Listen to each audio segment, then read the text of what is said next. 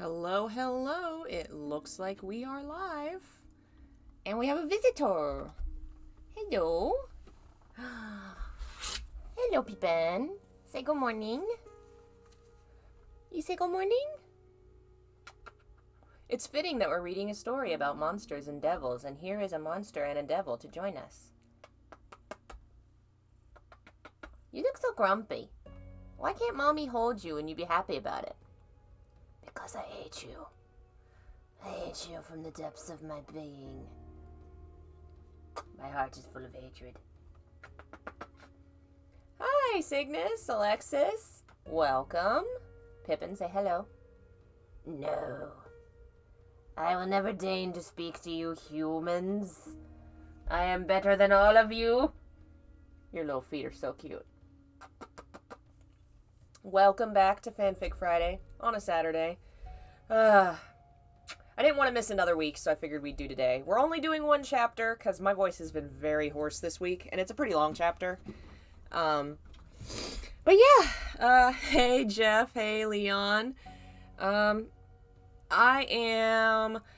We're getting close to the end of this one. I think next time we might be able to finish it. And the pictures are a little less goofy this time because the story actually gets I felt like it was a little more serious. You can tell the quality has ramped up a little bit because it's been by the time I was on chapter 7, I think this is, it had been a couple of years since I started it. It got kind of dark. And then next time, I think we'll have 2 or 3 chapters left, and then it'll be over. I don't think I finished writing it, but I will try and put together a kind of ending to it from what I was planning on, from what I remember I had planned on doing. Oh boy, my voice. It feels like I have sinus drainage or something, but well, thank you all for joining me. Let me get that out of the way and move this. There we go. We'll give it another minute and then we'll get started. I'll drink a little more of my coffee. I had a rough night. I don't know. I made the mistake of checking Twitter before I went to bed, and then I laid awake questioning the universe and existentiality and the existence of God. So then I decided to play Fire Emblem to forget all that, and then I fell asleep. But it was like 2 a.m. Sometimes that's better than laying awake staring at the ceiling, just questioning God. As we all must do lately. New rule, do not check Twitter at bedtime. Yeah, we are in full lockdown down here. Everybody's going a little wild. Luckily, my city hasn't had any cases, but we are 30 minutes away from the capital city that has all the cases. So I'm not going to be surprised if it spreads to where I am. So, luckily I work from home. Mom is retired. She was like, I'm gonna go to Target and JCPenney and do some errands. I was like, no, you're not. You are the demographic that gets sick. You are staying here. She's not really mad at me, but she's not taking it quite as seriously as I am, but I think that's because I'm more plugged into the news than she is. My aunt and uncle, we canceled our trip to Atlanta. They aren't taking it very seriously at all. But they're the age. They're like 70. But they are also, they're very healthy. They run every day. They go to the gym. So I'm a little less worried about them. My mom is not healthy. Hey, Gaming, or Miss Vampy, I suppose I should call you, because that could get confusing. Gaming Muse, Miss Vampy Gaming. Thanks for joining us. All right, we'll go ahead and get started. Let me know how the music sounds, if it's too loud or not. The outfit's kind of quiet looking, but... Alright. Okay, let's see. Where did I put here it is. Okay, so we are on Chapter 6, Into the Madness. In this chapter, this part of the story starts to have, some goofy chapter, section divisions.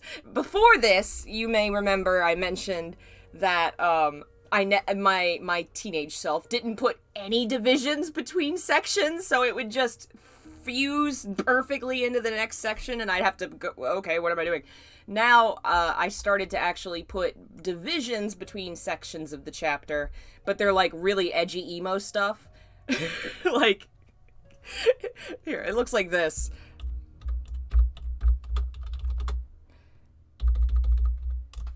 That's what the divisions between chapters look like. It's so goofy. And sometimes it says truth or secrets. It's ridiculous. Anyway, let's get started. If you'll remember last time, Cloud got a clue that said he should head home. So that's where we're starting. It looked just the same as all those years ago. Cloud stared at his childhood home with a vague sense of disgust and awe. The yellow paint had cracked and peel. I forgot to put ED. The yellow paint had cracked and peeled, the window shutters fallen off and crooked. The door had some kind of blood splatter on it. Some kind of blood splatter. Monster splatter, human splatter. I'm already being too picky. Cloud approached warily, listening to the distant noises in the fog. When he'd left the mansion, a thick fog had taken over town. It was hard to see anything now in any direction. What he wouldn't give to have his fire materia back. The man stepped onto the porch, the wood groaning with each step. He could almost see his mother sitting there in the now empty rocking chair, reading her books. But he couldn't see her here in this darkness. A woman like her deserved to rest in a place full of light. Cloud approached the door, pulling it open, and entering his old home. The porch door swung shut behind him with a violent snap. His house was covered in a layer of dust and filth. A long, dark hall, which smelled horrendously, led to the kitchen and living room. The counter divided the two. It was covered in old, bloody newspapers. The furniture looked the same, if old and moldy. His TV screen was smashed in, as if someone had taken a bat to it. Cloud stepped lightly, broken glass cracking under his feet.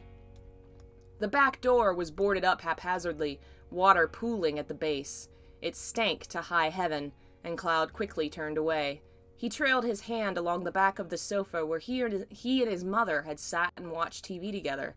Shaking his head, he lifted a hand to his forehead. He was sweating like an animal. Okay. Nothing seemed out of the ordinary, though it was hardly home anymore. Cloud tried opening the door to the playroom, but it was firmly shut, so he turned his attention to the stairwell. Ah! We've been invaded. We have a special guest at the door. We'll move the chair so she can come say hello. What are you doing here? Huh? No, don't eat cat food. You're not a cat. You're not a kitty. You're a puppy. How did you get upstairs? Huh? How did you do that? You don't belong up here. I'm gonna take you back downstairs, okay? Okay. Say bye-bye. Bye-bye. Come on, you.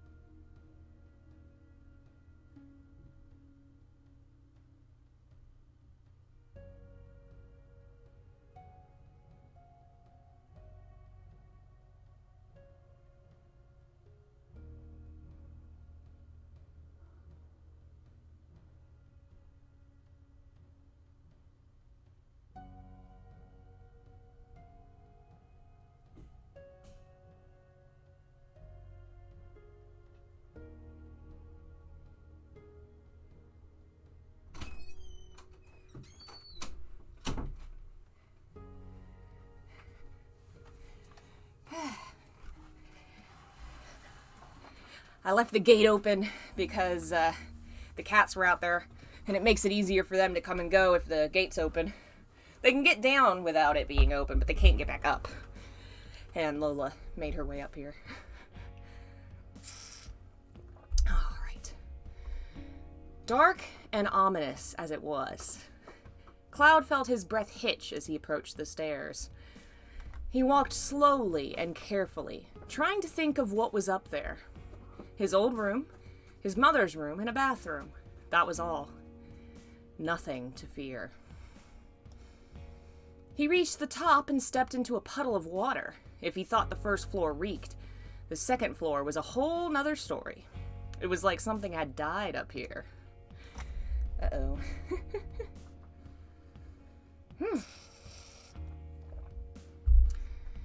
Cloud squashed that thought quick and kept moving. The door to his mother's room, first on the left, wouldn't open. So he moved on to his room. The man's heart stopped beating at the sight of... Oh, no! His heart stopped beating? That's not... No, skipped a beat? Oh, no! He saw his bedroom and he died! The man's heart stopped beating at the sight of it.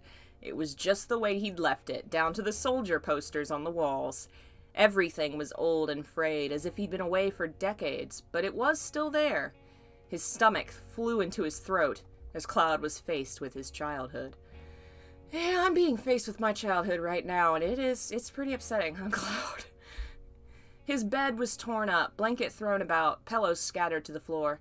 His mother never would have approved, Cloud thought with a chuckle. The bookshelves were full, though some items had fallen to the ground. Cloud picked up one of his favorite comic books off the floor, felt how wet and nasty it was in his hands. He placed it back on the shelf. What had happened to this place? Why was it all nasty and wet? When he'd watched it burn down all those years ago, why did it still stand? Shaking his head, Cloud almost turned and left the room, but something on his desk caught his eye. There was a key and an arrow. An arrow had been carved into the surface of his desk. Cloud grimaced at the sight of long, jagged cuts, thin and soaked in blood. There were small pieces of white on the desk. Cloud examined one. A fingernail? He pushed his disgust away, dropping the nail and picking up the keys. He looked up. The arrow was pointing towards his bed. He glanced back and forth before walking over. Cloud tore the rest of the bedspread from the bed, then the sheets. What he saw beneath made him jump away. On his mattress was a great bloody red stain, tinged with black, blue, green, and yellow, and other nasty colors that shouldn't be seen in human blood. Oh boy. There were chunks of nasty yellow-white flesh, flecks as if it had been ripped from someone's skin. Whoever had been lying on this bed had been beaten badly, perhaps to death. He shivered at the thought of something like that in his room. The man shook his head, wanting nothing more than to leave, but he had to keep pressing on. So he grabbed hold of the mattress, soaked by death, and pulled. The bed frame rolled with it across the floor. Cloud stepped around it to see what lay underneath. Beneath his bed was a door, a small square thing made of metal, rusted and old, with chains lying on it. But the chains weren't holding it down anymore. Cloud knelt by the entrance, tracing it with his fingers. Why was this under his bed, and where did it lead? Only one way to know, he whispered. He grabbed the chains and tossed them aside, wincing at the gritty feel of wet, rusted metal. He grabbed the handle and pulled up, revealing a tunnel underneath. Which edgelord wrote this fic? A 15-year-old muse is the edgelord that wrote this fic? God. The man jumped down, falling 5 or 6 feet. The hole was dirt, despite the fact he was on the second floor of his house and should have been jumping into his living room. There was a small tunnel ahead. A child might have stood in it easily, but he was a bit too tall. Cloud approached and glanced within. It was too dark to see anything. Dare he get on his knees and crawl through? He would be very vulnerable, but he had to keep moving. Resolute, Cloud knelt down and crawled into the tunnel, his heart hammering in the dark. So that's obviously Silent Hill 4 right there. And... oh, I forgot that we gotta set up the... Come on, you. Set this up. Yeah, I think the quality of the story is definitely improved as we've been moving further, but there is definitely an edginess to it that is very teenage.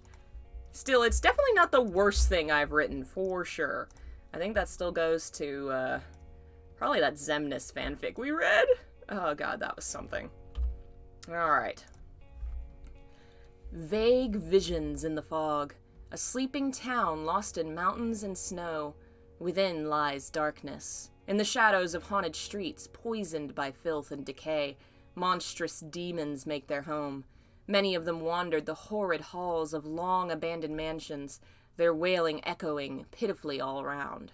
In the shroud of horrors, a young man was terribly lost, horrified and surrounded by danger as he barreled aimlessly down creaking halls. Without hope of escape, he ran, unable to see where he was going or what was following behind. Blue eyes widened in terror, chest rising and falling at a rushed pace. The man raced off further into darkness, with nowhere to go. All that was in italics. Cloud! Tifa Lockhart bolted upright in bed, sweat soaking her clothes. A dream that had been much too real.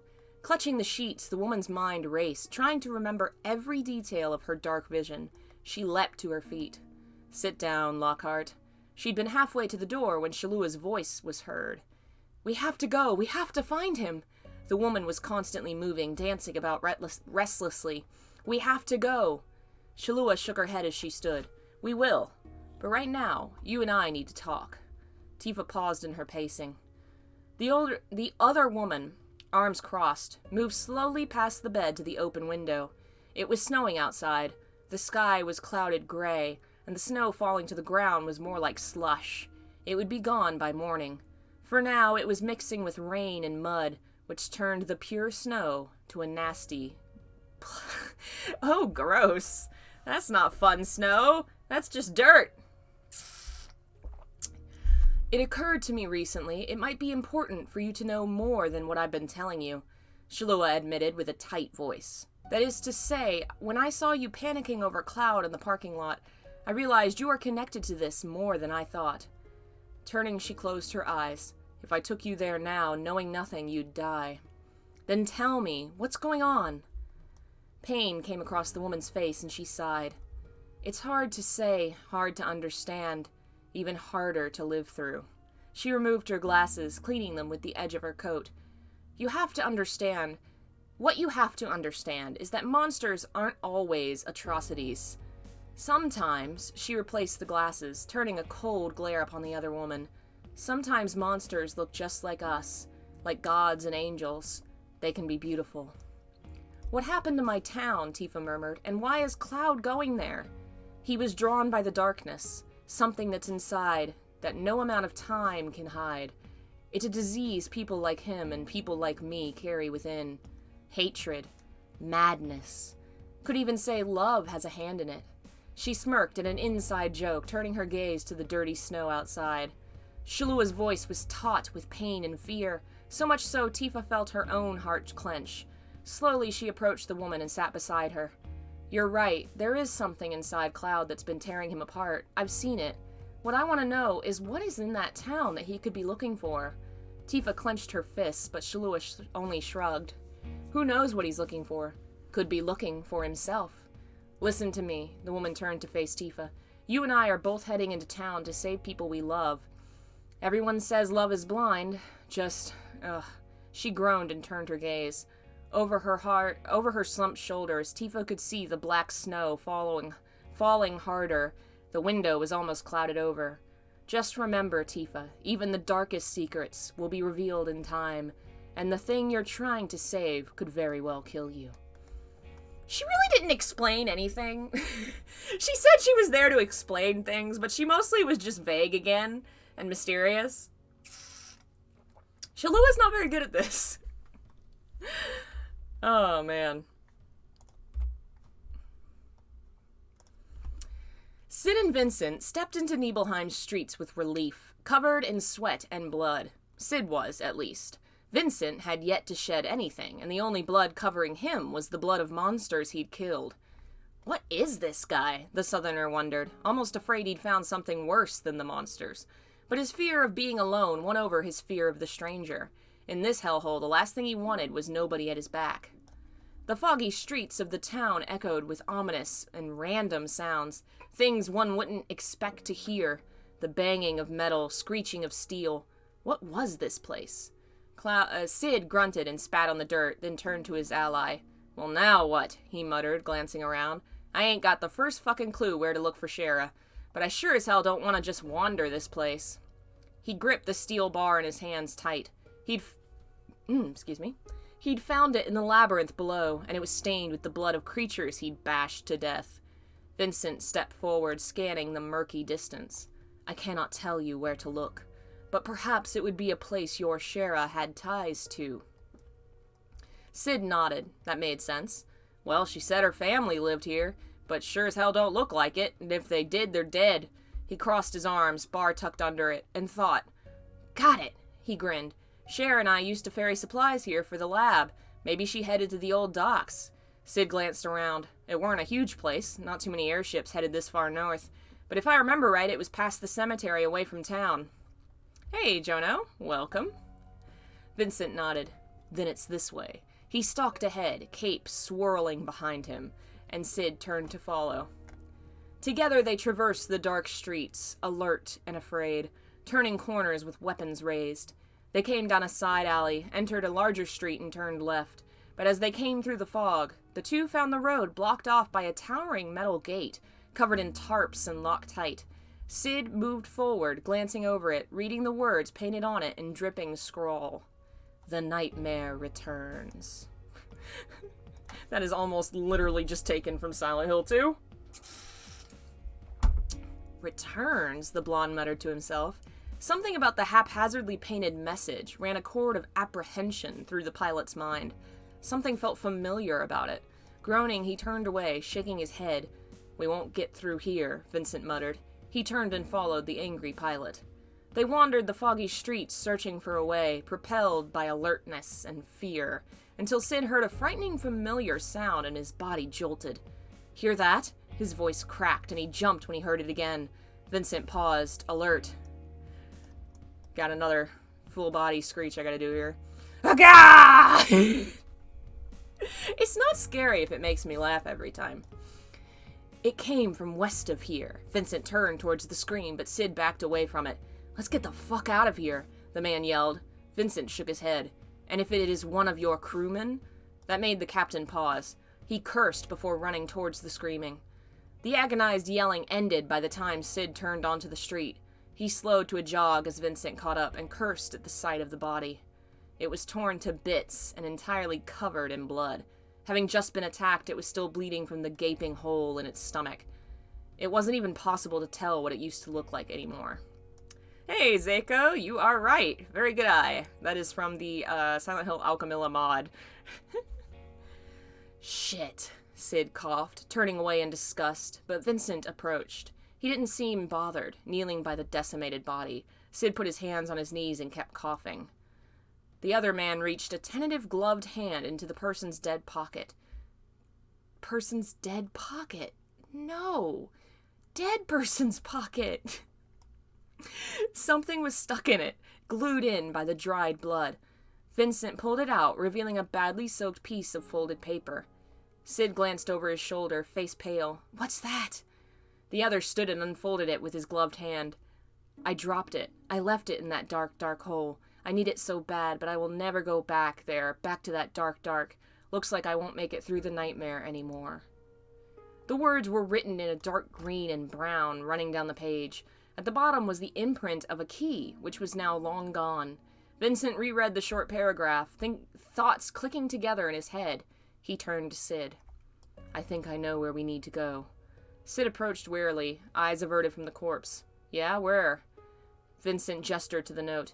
Our friend here had a key to that fence blockade, but he lost it in the dark. Vincent knelt by the body, gesturing to what it wore. Looked closely. There was nothing he wanted to do less, but with a queasy stomach, Sid complied. The body was wearing very generic, solid pants and shirt, with a number on the top left shoulder. Sid's eyebrows furrowed. If the body hadn't been soaked in blood, its clothes might have been orange. Prison jumpsuit. Vincent stood. Dark hole indeed. That's likely where he left the key. Fucking great. Just where I want to go in a place like this. Sid frowned and turned away, glancing around the town. Why the hell would a little town like this have a prison anyway? Vincent passed by him, seeming to know the way. A little town with a very big secret. Did I finish Fatal Frame? I did! And I do believe it is now posted to the Fatal Frame playlist. Everything except for yesterday's stream, or the day before yesterday's stream is live. And it'll go live today. Let's see.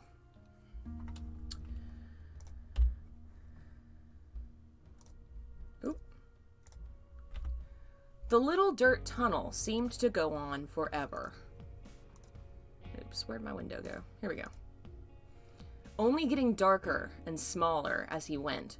Cloud felt the walls digging into his shoulders, the top pressing on his back as his heart hammered. He did not want to die underground.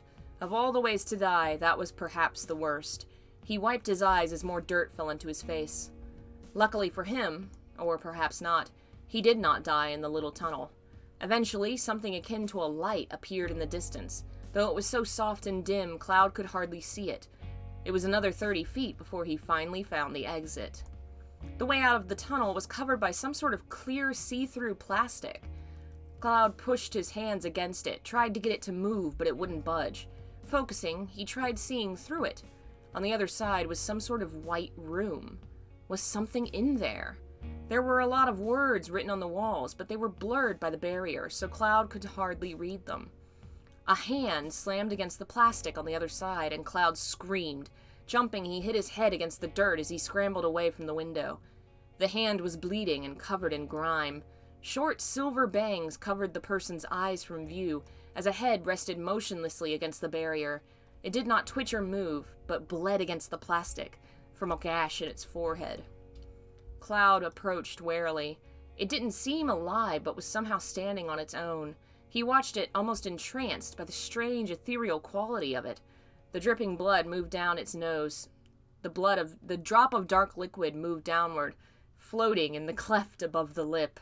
This is a lot of description of just blood. Then the lips moved against the plastic. Cloud almost missed the message. "I'll help you if you help me." Help? Confused, Cloud watched him speak again. What did this person mean by help? Scritch, scratch. Cloud felt his spine stiffen. He turned to look behind him, only able to turn slightly due to the tight space. It was far too dark to see anything. But he thought he could hear something moving through the earth. Something with claws digging into the tunnel. Frantic, Cloud turned and nodded vigorously, moving as close as he could to the barrier. "I'll help you if you help me," he returned. But the stranger did nothing but grin, so Cloud repeated it, pressing against the plastic. If it had not stood oh my god, no!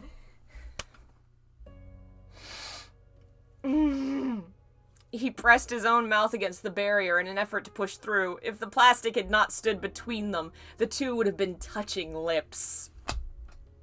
Oh, I had to get a little of my homoeroticism through there. You know, I had to. Hey, Levi! Welcome to Fanfic Friday, in which I read old stories I wrote in elementary, middle, and high school.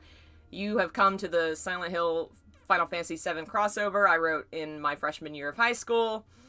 And it sure is something. It's not even the worst thing we've read. It actually has a lot more quality than a lot of the things we've read. That's it, I'm king shaming. The scratching was getting closer, and Cloud tried to ignore what sounded like heavy, labored breathing getting closer to him. In this small space, he was trapped, unable to run or fight. Whatever was coming was getting very close, its claws pulling at the dirt as it moved towards its prey. Finally, the silver-haired stranger moved, backing away from the plastic. Cloud could see he was injured very badly. Not only was he bleeding from a large gash in the head, but his left arm looked as if it had been grated with a serrated knife. Blood poured from jagged and ripped wounds, the skin flopping uselessly on his arm. The muscle could be seen under what remained of the shredded shirt he wore. Cloud almost threw up, but he was too caught up in his fear of death to be disgusted. In the next instant, Cloud watched the stranger pick up a sword and press the edge into the small gap between the wall and the plastic. With one arm, he proceeded to use it as a lever to pry the barrier open. It was working, as the thing inched open, but it wasn't working fast enough. Cloud could almost feel the claws raking down his back as he reached out and pushed against the barrier. It was moving, but so was the monster. Cloud turned and gasped in horror as he saw it 10 feet away and closing in. A giant mouth split its face and neck in two, with jagged rows of rotting teeth filling it. Its long, gangly arms dug into the dirt to pull it forward, blood and grime trailing behind it. Cloud stopped looking, hyperventilating as he shoved harder against the barrier. "Hey, Sky Center! Yeah, you did miss the start, sorry. But, We're having a good grand time with horrible monsters trying to eat us. Finally, the plastic snapped off the wall, and Cloud tumbled to the floor of the room. He hit his head hard against the tile, colors flashing before his eyes and ears ringing. For one short instant, he was knocked out, and when he came to a moment later, the demon was above him, clutching the wall, snarling violently. It opened its mouth and screeched, saliva dripping from its gaping maw onto Cloud's cheeks. He was frozen on his back, staring death in the face. But just as the creature was leaping down to rip his pale neck, the silver-haired man leapt into action. With his one good arm, he swung the sword and sliced the creature's arm off, throwing it off balance. Screaming, the thing fell to the ground beside Cloud, writhing in agony, as the man leapt over Cloud and knelt, shoving his sword through the thing's head. In seconds it was dead, body spasming in its last moments. Cloud watched, his own body shaking uncontrollably, as the silver-haired stranger turned to him. Kneeling beside him, the man put his right hand on Cloud's forehead. Cold, huh? Cloud looked down. His fingers were trembling, pale and covered in sweat.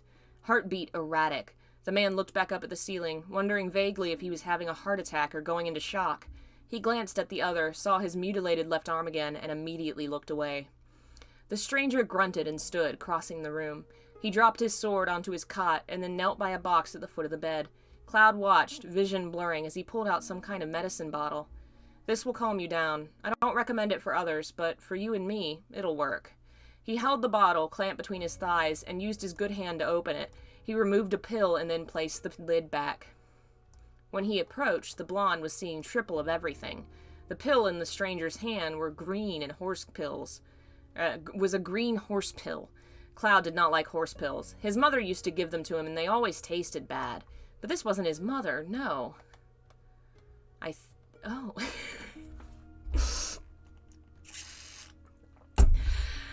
Cloud tried to force the man away. His tongue pushing the pill out. Frowning, the stranger rolled his eyes as he put the pill against his own lips. You're more trouble than you're worth. Pill in his mouth, the man knelt and pressed his lips against Cloud's. He remained there, pushed the pill into the other man's mouth, fighting him until he swallowed it. Once it was down his throat, the stranger moved Cloud's head into his lap and comforted him with a hand on his forehead. What are horse pills? Okay, so I wonder if that's a colloquial thing. Around here, we call a horse pill one of those really big pills that... that I don't know, it takes a lot of water to swallow. We've always called them horse pills around here. Hey, just another pest! I wonder if that is a southerner thing, maybe. Yay! Someone else recognized what I was talking about! It's not literally a pill for horses, it's just a really big pill. Kind of like a big vitamin. Yeah, they're not fun to take. It was a good 10 minutes for Cloud to feel relatively normal. What the hell happened? His strained voice cracked as he used it. I haven't the foggiest, and even if I did, why would I tell you? You're the one who owes me twice over now. Cloud's vision wasn't quite clear as he looked up at the foggy sight of the green-eyed, silver-haired man. Sephiroth? Do I look like a friend of yours? As his eyes returned to normal, Cloud realized this man was much younger than Sephiroth had been, his chin less defined, his eyes more open, and overall, he appeared much younger. Who are you? Kadaj. You're Cloud, aren't you? When the blonde's eyes widened, he smirked. I knew it. Of course that's why the pill worked. And why you look so handsome. Our kind always does. Cloud slowly sat up, rubbing his head. He caught sight of the dead monster across the way. Did that thing do this to me? I told you I don't know. Here. He tossed the bottle to the blonde. If it happens again, you'll need those. I have plenty. This box always has what I need, except for the goddamn key. Key? Kadaj nodded across the room. It was then Cloud took in their surroundings. The room was entirely white, with a small cot in the corner with the medicine box, and the walls were padded. The floor looked like it used to be, but in most places it was as if someone had torn up the padding to reveal dingy brown tile. Cloud then saw what Kadaj wore. What was left of it was white, too. In fact, it looked like a straitjacket, with the ties untied so they hung loosely off his arms. On the far wall was a thick door with a small window to look out of. I've been trying to get out of here forever, but other than that tunnel and the door, there's no way, and as you can see, I'm hardly fit to crawl my way out of here. Kadaj gestured to his brutally torn arm, which would never have supported him through the long trip out of the tunnel. And I don't have the key to the door.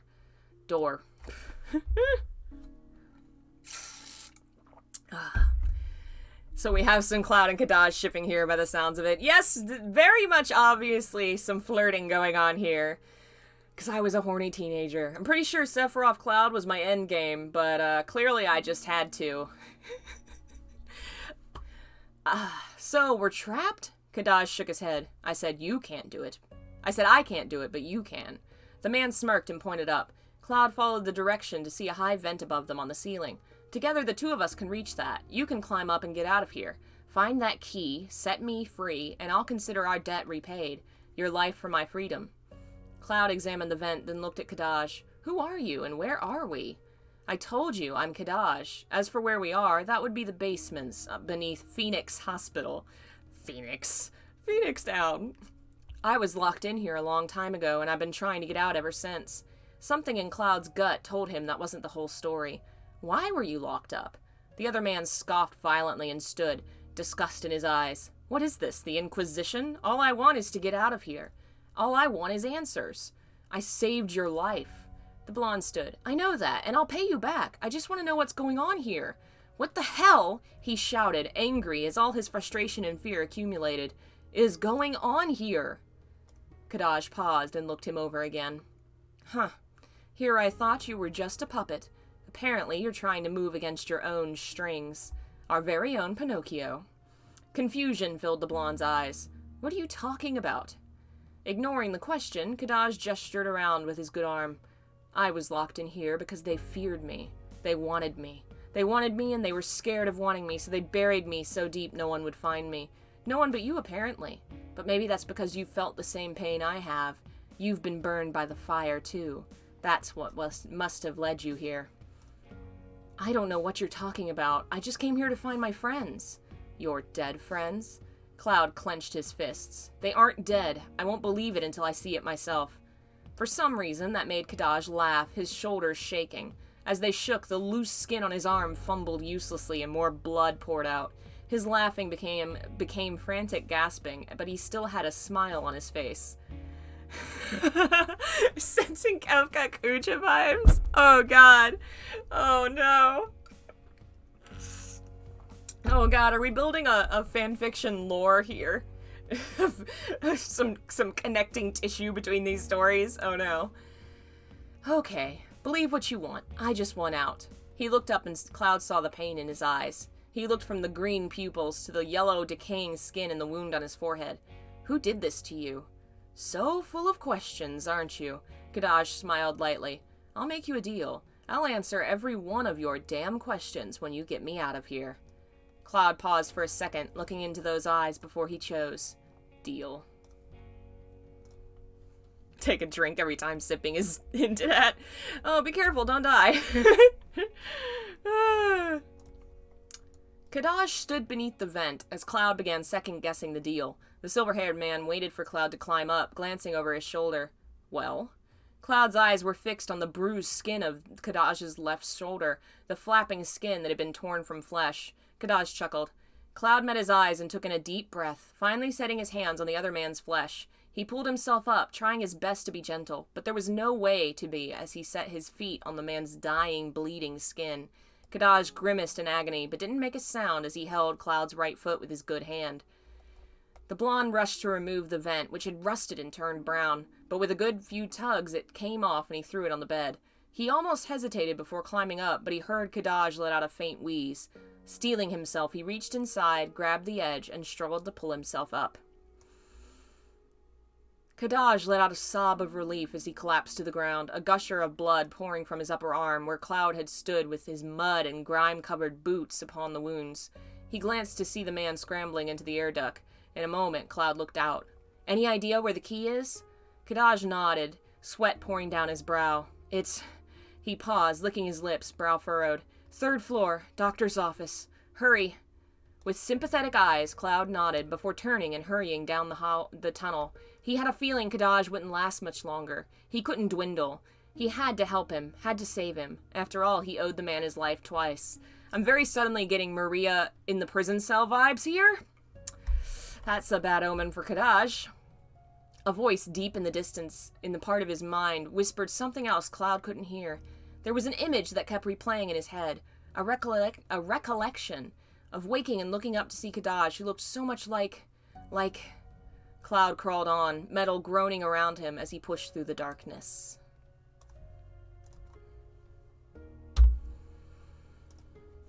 A car slowed to a halt at the first gas station in town. Tifa opened her door and stepped out, feeling her throat tighten as she glanced around at the place she'd once called home. Shalua stepped out next, eyes narrowed and dangerous, as she slammed her car door shut. She turned to Tifa, murmuring darkly, "Welcome home." That's all we're doing this week, because my voice was very hoarse, and we've done about 40 minutes, so that's pretty decent. Next week, we might be able to finish it. I'm gonna have to examine and see, but we're very close to the end of this story. Yeah, it was a pretty interesting chapter, though, with Kadaj showing up. Obviously, this was, I think this was around the time... Let's see if it actually says when No, it doesn't say when I published it. I'd have to look it up. Probably closer to the end of high school, because I know it took me, like, all 4 years of high school to finish writing this story. Anyway, thanks for joining me, guys. Sorry I missed last week and missed yesterday, but I've just been working on a lot and got a little busy. But we will try and finish this story next week and then go on to our next one. So that will be that. Later today, we're going to watch the Silent Hill Revelation movie with the Discord group and riff on it, which is going to be super fun. That's going to be like 2 p.m. So join me on Twitch for that, and I'll see you guys then. Bye.